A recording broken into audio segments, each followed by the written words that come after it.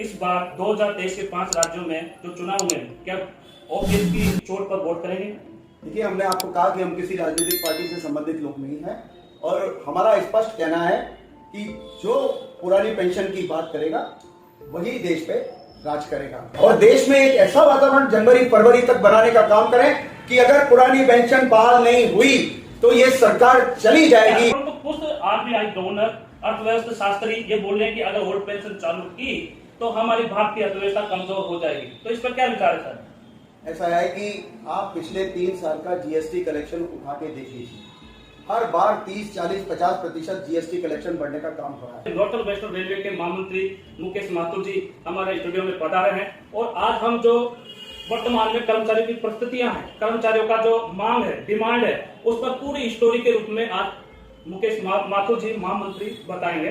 तो सर, मैं सबसे पहले जानना चाहूँ कि जो आपकी यूनिट में पद और आपका जो पद है वो क्या है और कौन से आप रेलवे में कार्यरत हैं? मेरा नाम मुकेश माथुर है और मैं नॉर्थ वेस्टर्न रेलवे में मुख्य कार्यालय अधीक्षक के पद पर कार्यरत रहा हूँ।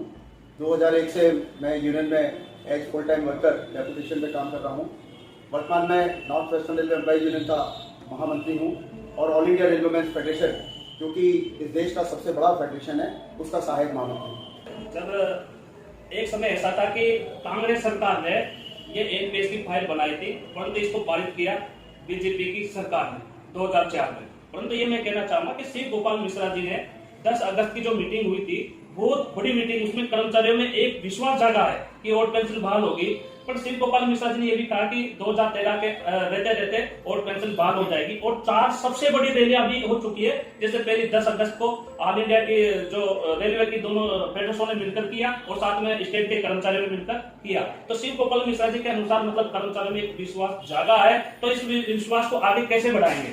देखिए, एक तो मैं एक बात स्पष्ट कर दूं कि शिव गोपाल मिश्रा जी ने जब भी किसी मुद्दे को हल कराने की मन में ठानी है, वो मुद्दा हल कराकर ही वो माने हैं, इसका इतिहास गवाह है।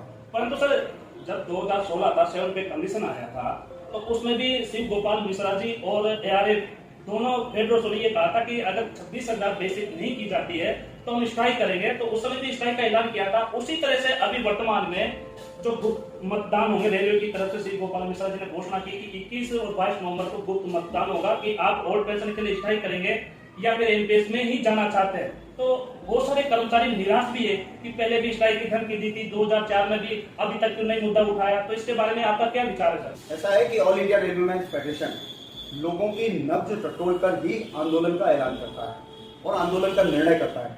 हम किसी को व्यर्थ में या अपनी किसी राजनीति के तहत आंदोलन में झोंकने का काम नहीं करते हैं। मैं आपको बता दूं, एक बात स्पष्ट कर दूं, स्पेशली आज के युवाओं, कि हमारी जो फेडरेशन है वो किसी राजनीतिक पार्टी से संबंधित नहीं है। हमारा जो भी संघर्ष होता है, जो भी हमारी लड़ाई होती है, वो उसके पीछे कोई राजनीतिक मंशा नहीं होती कि किसी सरकार को हटाना है, किसी प्रधानमंत्री को हटाना है, किसी नई सरकार को लाना है, ऐसी कोई मंशा नहीं होती है। हमने 1974 की हड़ताल के बाद 1977 में कांग्रेस को हटाने का काम किया था। जब राजीव गांधी ने हमसे भेजियो बॉडी की बात की थी और हमारे साथ धोखाधड़ी करके मध्यावधि चुनाव की घोषणा की, तो 1989 में हमने निर्णय लिया और उस सरकार को हटाने का काम किया था। और आज भी अगर हम कोई लड़ाई लड़ रहे हैं तो युवाओं के भविष्य के लिए लड़ रहे हैं। हम चाहते हैं सर, ये जैसे मान लीजिए आपने महामंत्री जी शिव गोपाल मिश्रा जी ने ये घोषणा कर दी कि हम 21-22 नवंबर को हम स्ट्राइक के लिए गुप्त मतदान लेंगे, तो वास्तव में अगर कर्मचारियों ने अपने भविष्य को देखते हुए ओल्ड पेंशन बढ़ाने के लिए गुप्त मतदान स्ट्राइक के रूप में किया, तो क्या 1974 फिर याद दिलाएगा सरकार को? और इस विषय से सरकार कितनी खोखलाई है? बिल्कुल, मैं एक बात बहुत स्पष्ट कर दूं, ये जो स्ट्राइक बैलेट लिया जाएगा 21 और 22 नवंबर को, वो केवल एक ही मुद्दे के लिए है, एनपीएस की जगह ओपीएस की बहाली। इसी मुद्दे को लेकर ये स्ट्राइक बैलेट लिया गया और इसमें युवा साथियों का जितना समर्थन मिलेगा, जितना सहयोग मिलेगा, जिस तरीके का वातावरण देश में हम लोग सब युवाओं के भरोसे बनाने में कामयाब हो पाएंगे, तो मैं आपको बताऊं कि ये सरकार को हर हालत में झुकना पड़ेगा। और अगर सरकार फिर भी नहीं मानी तो निश्चित रूप से हड़ताल होगी।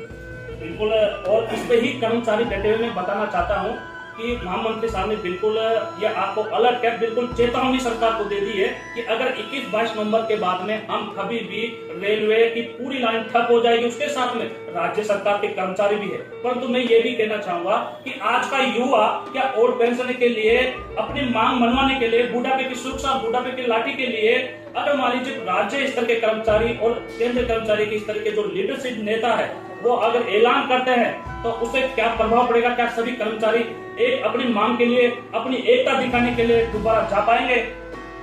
ऐसा है, सबसे पहली बात तो मैं ये बता दूं, हर कैटेगरी के कर्मचारियों से मैं रिक्वेस्ट करना चाहता हूं कि ये हम, जैसा मैंने कहा कि एनपीएस की जगह ओपीएस बहाली को लेकर इस हड़ताल का ऐलान होगा, सीक्रेट जो हड़ताल के लिए बैलेट लिया जाएगा।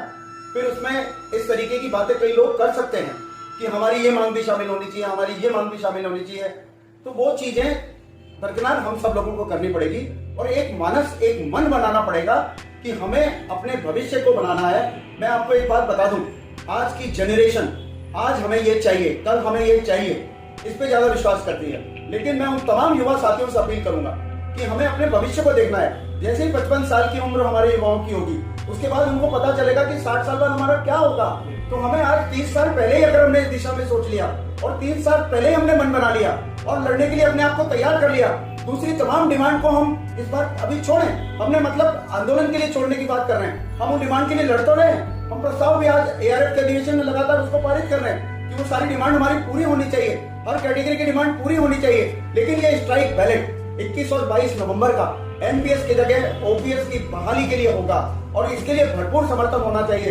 फिर किसी दूसरी डिमांड को शामिल कराने की बात अगर कोई करे भी तो उसको रोकने का काम हमारे तमाम युवा साथियों को करना चाहिए। बिल्कुल, मुकेश माथुर जी ने बिल्कुल सही कहा है कि हमारी केवल अभी वर्तमान में एक ही डिमांड है। और आप जानते हो कि 2024 में लोकसभा के चुनाव है और 4 राज्यों के भी चुनाव। उससे पहले 2023 में 3 दिसंबर को रिजल्ट आएगा 5 राज्यों का। क्या ओल्ड पेंशन की वोट पर चोट करेंगे कर्मचारी? क्या लीडरशिप के नेता अपने आप में ये मिसाल साबित करेंगे, इतिहास बनाएंगे 1974 की कि पुरानी पेंशन बहाल होगी? क्योंकि सरकारें बिल्कुल घबराई हुई है। तो मुकेश माथुर जी, आपसे मैं यही निवेदन करूंगा कि ओल्ड पेंशन के लिए युवाओं को क्या संदेश देना चाहते हैं? हम युवाओं को यही संदेश देना चाहते हैं कि वो राजनीतिक रंग में रंगने का काम अपने आप को नहीं करें, अपने भविष्य को देखें। आपका भविष्य बनना चाहिए। All India railwaymen's federation, Shiv Kumar Mishra ji युवाओं के भविष्य को बनाने के लिए इस लड़ाई को लड़ने का काम कर रहे हैं। किसी राजनीतिक पार्टी के उकसावे में, किसी राजनीतिक पार्टी के प्रलोभन में, किसी धर्म की आड़ में, किसी और चीजों की आड़ में आने की बजाय इस आंदोलन को मजबूत करें और देश में एक ऐसा वातावरण जनवरी फरवरी तक बनाने का काम करें कि अगर पुरानी पेंशन बहाल नहीं हुई तो ये सरकार चली जाएगी, तभी आपका कुछ भविष्य सुधर पाएगा, वरना बहुत संकट आने वाले समय में आने वाले हैं। ये मैं आपको कहना चाहता हूँ सर कि आप सही कह रहे हो कि सरकार चले जाएगी, क्योंकि पिछले जो राज्यों के चुनाव हुए हैं उसमें ओल्ड पेंशन की जो घोषणा की थी सरकार ने, उस सरकार की, उस पार्टी की सरकार बनी है। अभी 5 राज्यों में चुनाव है, छत्तीसगढ़ और राजस्थान में तो पहले से ही घोषणा कर दी है और ओपीएस चालू भी हो गई है। परंतु जैसे मैं बताना चाहूंगा कि एक पश्चिम बंगाल राज्य और त्रिपुरा राज्य ऐसे हैं जो कभी एनपीएस चालू ही नहीं की गई है। क्या उस पर आर्थिक वजन आ रहा है? नहीं आ रहा। परंतु उस आरबीआई गवर्नर, अर्थव्यवस्था शास्त्री ये बोल रहे हैं कि अगर ओल्ड पेंशन चालू की तो हमारी भारतीय अर्थव्यवस्था कमजोर हो जाएगी। तो इस पर क्या विचार है सर? ऐसा है कि आप पिछले 3 साल का जीएसटी कलेक्शन उठा के देखिए, हर बार 30, 40, 50% जीएसटी कलेक्शन बढ़ने का काम हो रहा है। आज सरकार के खजाने में इतना पैसा जा रहा है जिसका कोई हिसाब ही नहीं है। और जो कोविड के समय कहा गया था कि सरकार की माली हालत खराब है, वो हालत उससे कई गुना सुधरने का काम हो गया है। और सबसे बड़ी बात मैं एक कहना चाहूंगा कि पेंशन को सरकारी खजाने से या सरकार की हालत के नजरिए से देखना बिल्कुल गलत है। इस देश की सरकारी नीतियां को क्रियान्वित करने वाले लोग, सरकारी नीतियों को क्रियान्वित कर जो श्रेय सरकार लेती है और जिनकी वजह से वो सरकारी नीतियां क्रियान्वित होती हैं, जिनकी मेहनत से वो सरकारी नीतियां क्रियान्वित होती है और श्रेय सरकार लेकर अपनी लोकप्रियता बढ़ाने का काम करती है, उनको अगर पेंशन देना में सरकार की वित्तीय स्थिति की बात होती है तो मैं समझता हूं कि ये बिल्कुल गलत है। सरकार की वित्तीय स्थिति वैसे तो खराब है नहीं, और पेंशन को लेकर, सरकारी कर्मचारियों को पेंशन को लेकर सरकार अपनी वित्तीय स्थिति के बारे में कभी चर्चा सरकार को नहीं करनी चाहिए। दृष्टि से देखने का काम करना बिल्कुल गलत है। सर 10 अगस्त के बाद में जो 1 अक्टूबर को रैली हुई है, बहुत ही बड़ी ऐतिहासिक वहाँ पर रैली हुई है। परंतु कुछ सरकार के प्रवक्ता ये भी बोल रहे हैं कि कर्मचारियों को ओल्ड पेंशन देना एक रेवड़ी जैसा है। तो क्या नेताओं को भी वो रेवड़ी मिलनी चाहिए या बंद होनी चाहिए, या कर्मचारियों को रेवड़ी मिल जाए? ऐसा है कि जिस राज्य में चुनाव होते हैं और वहाँ की पार्टी या किसी भी राजनीतिक पार्टी की सरकार हो, आज आप देख लीजिए राजस्थान, मध्य प्रदेश, छत्तीसगढ़ दूसरे में चुनाव हो रहे हैं, वहाँ हर पार्टी, मध्य प्रदेश में भारतीय जनता पार्टी तरह तरह के प्रलोभन दे रही है। वो क्या रेवड़ी है क्या? हम इसको रेवड़ी नहीं मानते। आज गरीबों को कुछ मिले। 5 साल तक अभी प्रधानमंत्री जी ने घोषणा की है कि देश में 100 करोड़ लोगों को मुफ्त अनाज दिया जाएगा। इसको क्या कहेंगे हम? इसको रेवड़ी कहेंगे? ये बिल्कुल नहीं है, क्योंकि उन लोगों को जरूरत है, इसलिए मुफ्त अनाज सरकार दे रही है। क्या सरकार उनका वोट लेने की क्या कहेंगे हम? हमारे दृष्टि में तो वो रेवड़ी नहीं है। 100 करोड़ लोगों को, गरीब लोगों को अगर मुफ्त अनाज की जरूरत है तो सरकार को देना चाहिए। इसी तरीके से सरकारी कर्मचारी को रिटायरमेंट के बाद अपनी आहरित लास्ट पे जो पे है उसका 50% पेंशन लेने का हक है। उसको रेवड़ी बताने वाले लोग निश्चित रूप से किसी भी तरीके से प्रासंगिक नहीं है और वो किसी भी तरीके से राजनीति करने लायक नहीं है। उनको प्रतिनिधि चुनने का हक नहीं। बिल्कुल सही बात है सर। और आखिर में ये मेरा अंतिम सवाल है कि क्या इस बार 2023 के 5 राज्यों में जो चुनाव हुए, क्या ओबीएस की चोट पर वोट करेंगे? देखिए, हमने आपको कहा कि हम किसी राजनीतिक पार्टी से संबंधित लोग नहीं हैं और हमारा स्पष्ट कहना है कि जो पुरानी पेंशन की बात करेगा वही देश पे राज करेगा। हमारा बिल्कुल सिंपल सी थ्योरी है और पुरानी पेंशन जो भी सरकार बहाल करेगी हम उसको लाने का काम करेंगे, उस पार्टी को लाने का काम करेंगे। ये हमारा लोगों का आवाज है।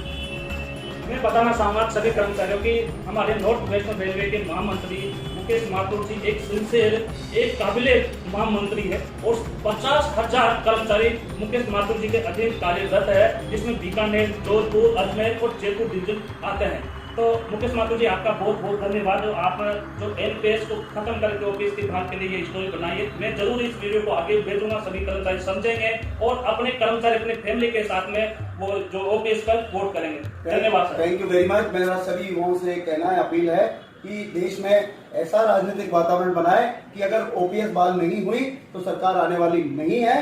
अगर आपने ऐसा वातावरण बनाया तो निश्चित रूप से हम लोगों के जो मन में है वो पूरा होने का काम होगा। थैंक यू सर, धन्यवाद। थैंक यू, सभी को धन्यवाद।